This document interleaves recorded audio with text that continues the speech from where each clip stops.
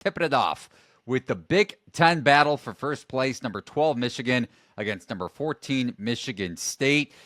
The Wolverines had lost 8 straight games against the spread before covering as short road underdogs against Ohio State. The Buckeyes getting blitzed by a pretty bad Northwestern team on Thursday night. But I digress. Michigan's still riding a 5-game winning streak straight up here. Michigan State coming off of that victory over Purdue, handing the Boilermakers their 3rd straight loss. So we were texting a little bit before the show started. I have a write-up on this game over at thelines.com. We're aligned thought process-wise. I haven't played a part of the total yet, but share it with the listeners and viewers. What's your handicap for this massive Big Ten tilt? Yeah, I wrote it up for Hoops HQ actually on this one for Friday's marquee matchup, I'd say. I mean, this is going to be a great game. I'm on the over, which has been a little up and down. It opened, I think, 149.5 was like the first thing you were able to touch. Got to 151, 152.5 very quickly. Kind of stayed there most of yesterday, and then kind of came back down this morning. Some action so you can get back in at 150, 150.5, depending where you play. I still like it, even, with maybe some market movement against. Even with like the identity of the Spartans being very defensive, I think both teams are actually overperforming defensively. And there is going to be few teams more primed to score off of the many opportunities the turnovers from Wolf and Golden are going to provide to Tom Izzo and co.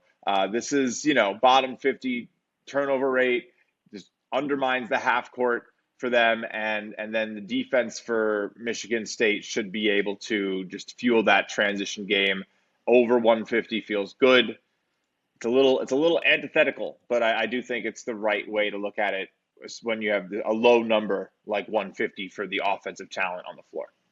Yeah, I'm with you. I haven't played it. I doubt I will, just because totals have been so inflated. And Yeah. to your point, maybe this is a little bit deflated just because the number has ticked down after the market initially steamed it up. But both offenses have a pretty good advantage with the pick and roll attack. You mentioned Wolf and Vlad Golden, despite the turnover issues. And then if Michigan State can turn Michigan over, transition defense has been a struggle for Michigan. And again, back to Wolf and Golden, Michigan State's ball screen coverage was a problem against Indiana. Ballo and Renew, going back to that loss for MSU at home last week, combined for 33 points.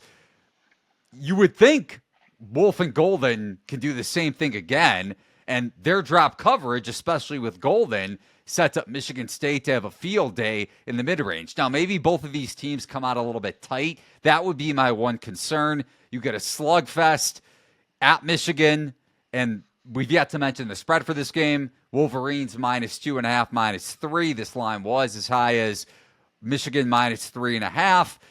With the home court advantage in mind, maybe a little bit inflated towards Michigan, but I don't have a play on the side. I would agree with you. If I'm going to play anything, it would be the over.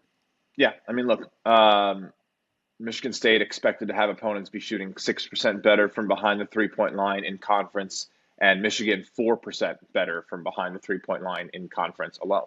So this isn't just, one side. I think both sides have been looking really good on their defensive prowess, both at the rim, from mid-range. There isn't really much that's been pointing towards things getting more defensive. That's the thing. I think you're getting probably a local maximum in terms of the expected defensive abilities for these teams.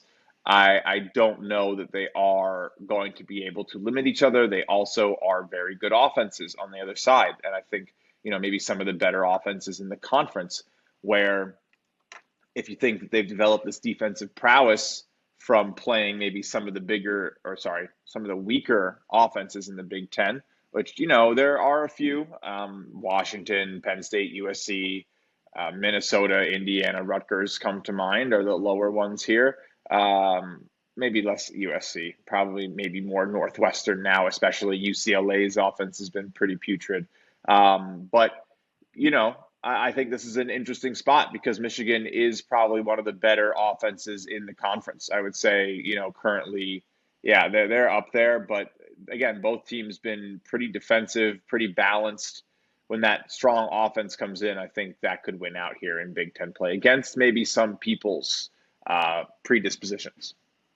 It's so interesting looking at Michigan big picture because, like I mentioned, they're winning games, and you could argue maybe they've struggled to stabilize their double-digit leads at times. You go back to the Oregon game a couple weeks ago. I know you were on the Ducks, and Oregon comes back in the second half, or the latter part of the second half, winds up covering 1-8 ATS in their last 9. When does the bottom start to fall out, though, for Michigan getting these marginal victories despite the lack of ATS success? I know neither of us are on a side for this game, but That's a good question. yeah, long term, I see. This is the spot where I don't think it's worth fading Michigan at home. If this was in East Lansing, maybe you take a look at Sparty. But come the NCAA tournament, like I touched on a couple weeks ago, that's where I think you could get maybe an inflated number on the Wolverines. Obviously, on a neutral court, no home court advantage, where you take a look at, once again, going against Dusty May and this pick and roll offense that is vulnerable in drop coverage and does turn the ball over at a bottom 30 rate nationally. Right. I mean, it is a recipe for disaster when you have everything on the line and you know what, you're going to turn the ball over. It's very likely. But they have strung together 6 wins in a row. You're right. And I think shot quality does give us a really unique ability to look at these games and confirm whether everything kind of happened in accordance with expectation or not. I expect it to be a very close win against Ohio State. So, yeah, you take a 58 to 60% win chance there. And probably that's a good chunk of luck, not getting unlucky, not doing something silly. Winning by one possession is not something that is super, I guess, repeatable. And especially when expected to win by one possession as well.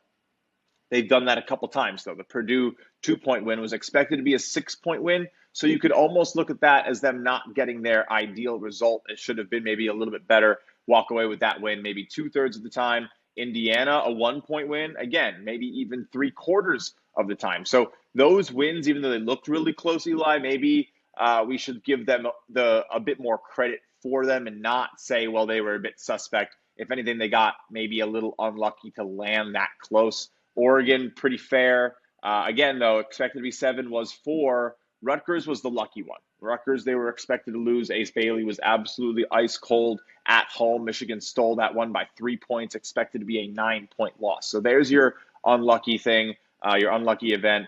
Penn State at home, 4-point game, expected to be a massive win by 17. So it actually has maybe been a little bit more reinforcing. I think this is probably means that what you're getting out of the models, which are giving them victory points and beating good teams, raise you up in models like Ken Palm, et cetera, probably pretty fair to what's going on here. And I do think we're going to get a good game between Michigan State and Michigan. Not really anything I want to touch on the spread. Maybe just an alternate same game parlay plus 9.5 on each side. Yeah, and then maybe get a little bit more margin on the total if you want to maybe take a deflated total even more than the market has deflated it in the last few hours or so, looking at the betting odds over at FanDuel Sportsbook.